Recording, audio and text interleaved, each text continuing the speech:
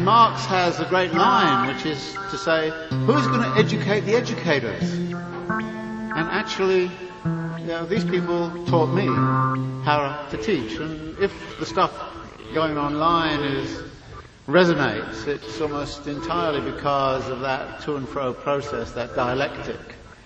And I think the folk from the Brecht Forum really contributed in a major way to that.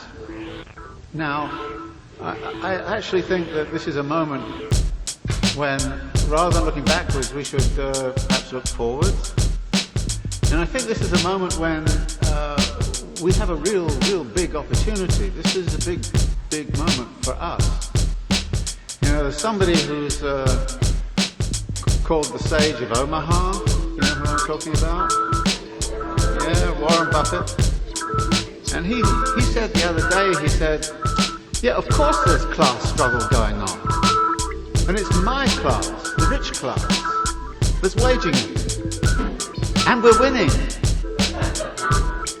And I thought to myself, the analysis is correct, but the conclusion doesn't follow. That actually we can change the conclusion. And our big issue right now is how to change the conclusion. And as Marx once sort of said, you can't change the world without taking account of the actual circumstances of the time. And the circumstances have shifted over the last couple of years in ways which are actually very propitious for us in a funny kind of way. Mainly for the wrong reasons, but we can turn it into something very positive. There was a fiscal financial crisis. And everybody didn't know what to do. It was bailed out by the states around the world. And the result is that now people are talking about a sovereign debt crisis. And the sovereign debt crisis can only be solved by austerity. And austerity means you, I, and particularly the least privileged, are going to have to bear the brunt of the cost of what they did. And this, of course, is intolerable. But I want to point out something. We have been here before.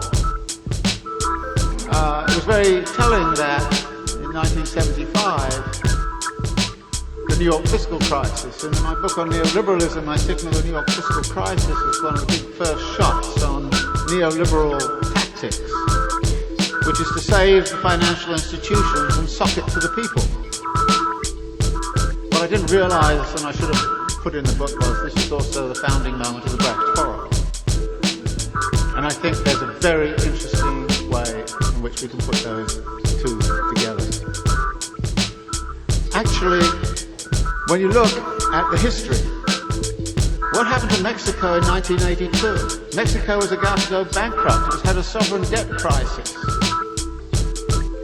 And if they had defaulted, the New York banks, investment banks, would have gone under.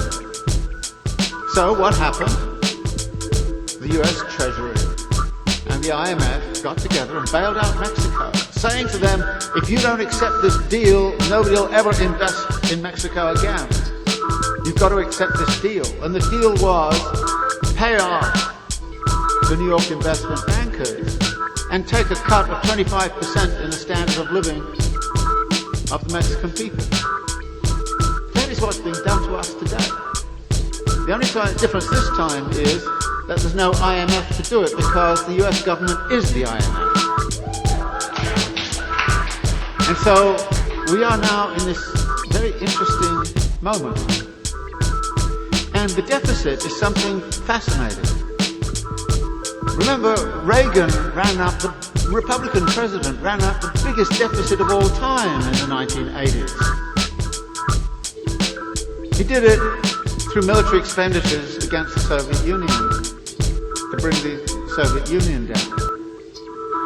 And the project, it turned out, and remember, what David Stockman, his budget director, finally confessed. He said, we ran up the deficit because when the deficit became large enough, we could go cut all of the social programs and all of social security and everything else, and that was what we were really after. David Stockman said that in the 1980s. Bush ran up the deficit like crazy. We were in a surplus at the end of the Clinton years. Not that I'm a great fan of Clinton, but we were at least in a surplus. You ran the deficit up by fighting two wars, which at the time, somebody kind of made a calculation and said they will probably cost $200 billion.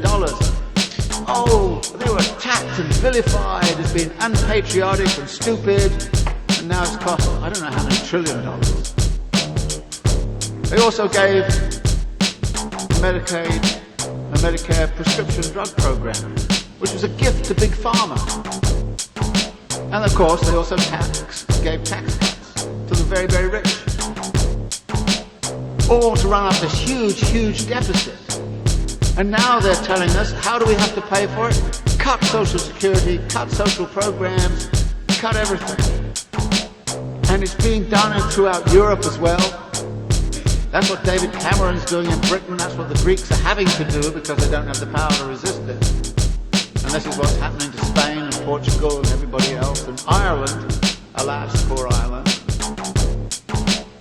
So here's this time when actually the project is to destroy what remains of the welfare state, to destroy all responsibility of capital for the world of social reproduction, let alone the environment, and say it is our responsibility to take care of ourselves with whatever meager salaries we can get. In other words, this is naked class war, which is being foisted on us right down in the name of austerity and in the name of fiscal rectitude. It is an old game, and we should see it's been going on since the 1970s. It's a continuation of the past. It's not a new game at all, but it's precisely about using the deficit, as a means to fight class war for them. Now, if they're going to fight class war, then what on earth are we going to do except fight class war back? That is what we have to do.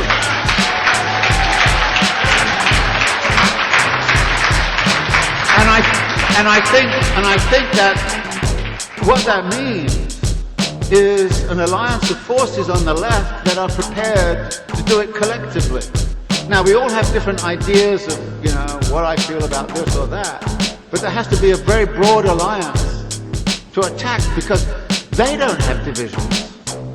They're pretty solidarious in terms of what they're doing. We have to construct a solidarity to fight that class war back.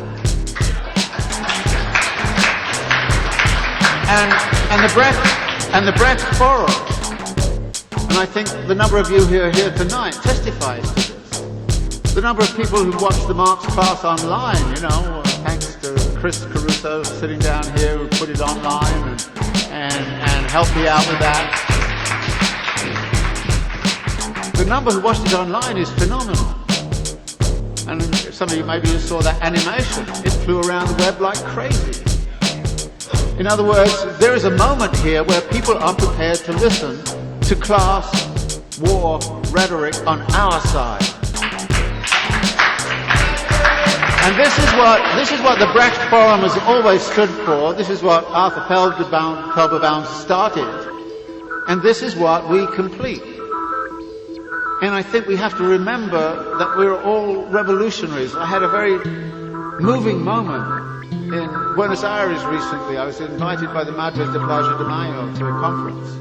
And they have a site, a memorial site for all that disappeared. And you see all the photos, this long corridor of photos who got disappeared, who died. But they don't call them the disappeared. They call them the revolutionaries. And their argument was We mourn their disappearance, but we have to realize what it was they disappeared for. And we have to complete their project. And so I think we have to complete the project of the Brecht Forum 35 years ago as it was instituted, and make a real revolutionary mayhem in this city, in this nation, and in the world. Thanks very much.